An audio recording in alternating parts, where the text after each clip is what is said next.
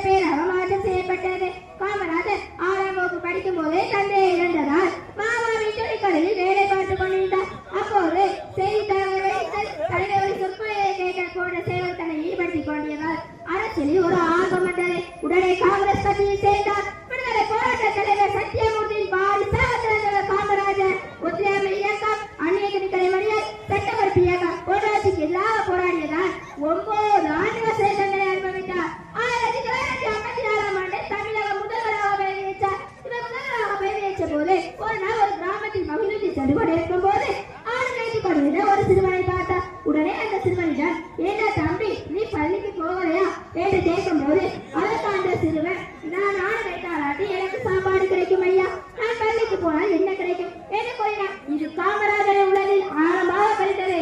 உடனே கட்டாய கல்வியை கொண்டு வந்தார், இலவச கல்வியை கொண்டு வந்தார், இலவச சீருடையை கொண்டு வந்தார், இலவச மதிய உணவு திட்டத்தை கொண்டு வந்தார். கற்கை நன்றே பிச்சை புகிலும் கற்கை நன்றே என்ற அவையின் வார்த்தையை நிறைவேற்றி காட்டியவர் காமராஜர். ஏழை குடும்பத்தில் பிறந்து படிக்க முடியாத குழந்தைகளுக்கு படிப்பை வழங்கியதால் தான் இவர் கல்வி கன்ற கர்மவீரர் என்று அழைக்கப்படுகிறார். இந்திரா காந்தியையும் லால் பகதூர் சாஸ்திரியையும் பிரதமராக ஆக்கி வைத்ததால் தான் இவர் கிங் மேக்கர் என்று அழைக்கப்படுகிறார். தமிழ்நாட்டில் ஆட்சி செய்த போது மணிமுத்தாறு, நெய்வேலி பைப்பு சேவைக்கான திட்டங்களை ஏற்படுத்தியதால் தமிழ்நாட்டில் காமராஜரின் ஆட்சி காலம் பொற்காலம் என்று அழைக்கப்படுகிறது. இத்தகைய சிறப்பு சேவைகளை செய்த காமராஜர் அவர்கள் 1925ஆம் ஆண்டு அக்டோபர் 2ஆம் தேதி காலமானார்.